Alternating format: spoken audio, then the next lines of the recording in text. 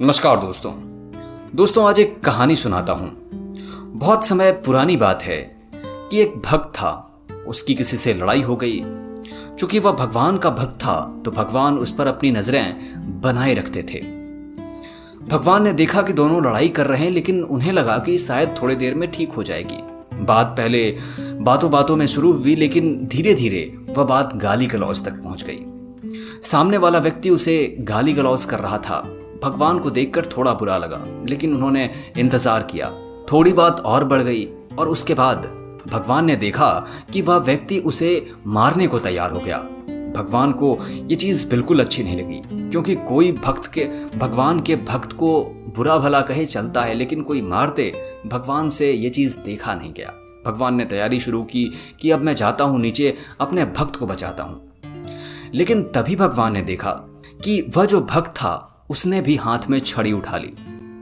भगवान चौंक गए और वापस जाने लग गए। तब नारद जी वहीं खड़े थे।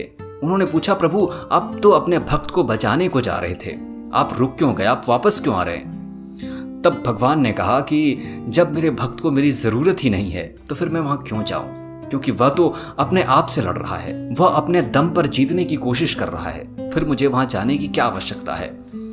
दोस्तों, क्या ये भक्त हम सभी नहीं हैं? अपने आप को देखिए कि कोई भी सिचुएशन आती है, हम उसमें ऐसा हमें लगता है कि हम कर लेंगे, या हम भगवान को आने देना ही नहीं चाहते।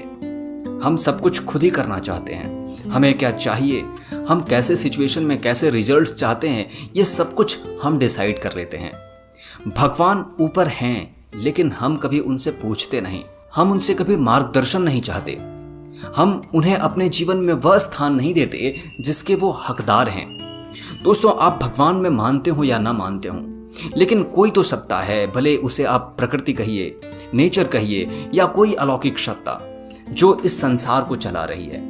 दोस्तों, उस सत्ता को आपको एक समय तो देना होगा अपने जीवन में। आपको ये चीज तय करना होगा कि क्या आपकी क्षमताएं हैं और क्या उससे ऊपर कोई और है जो सब कुछ संभाल रहा है। दोस्तों, मेरे कहने का यह अर्थ बिल्कुल नहीं है कि आप अपने जीवन के जो भी कर्तव्य हैं, आपका जो भी कार्य है, उसे करना छोड़ दें और भगवान के भरोसे बैठ जाएं। नहीं दोस्तों, आपको अपना कार्य करना है, लेकिन जो रिजल्ट्स हैं वो भगवान देंगे, और भगवान को पता है, इस प्रकृति को पता है कि आपके लिए क्या जरूरी है।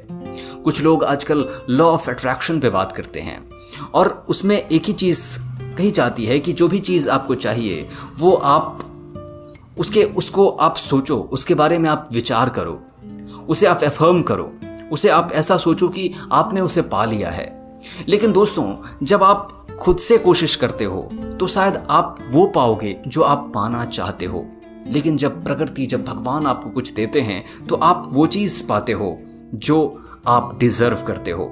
जिस चीज की आपको जरूरत है वह चीज आपको मिलती है। इसलिए दोस्तों, कभी कभी जीवन में भगवान को समय दीजिए, भगवान को वह स्पेस दीजिए कि वो आपके जीवन में कर सकें। भगवान को यह बात कहिए कि प्रभु, यह जीवन आपका है, आप इसका निर्धारण करें। मैं दीनहीन व्यक्ति शायद सब कुछ समझ नहीं पाता हूँ, जितना मेरी बुद्धि है उतना मैं कर पाता हूँ, लेकिन इसके आगे सिर्फ आप ही हैं जो कर सकते हैं। दोस्तों, आप भगवान को करने तो दीजिए। दोस्तों, भगवान को आप एक मौका तो दीजिए, और फिर आप देखेंगे कि आपके जीवन में कैसे बदलाव आते हैं। उम्मीद है आपको ये वीडियो पसंद आई होगी। वीडियो को लाइक करें, शेयर करें, दोस्तों तक इसे पहुंचाएं, और चैनल पर नए हैं तो सब्सक्राइब जरूर करें। बहुत बहुत धन्यवाद दोस्तों।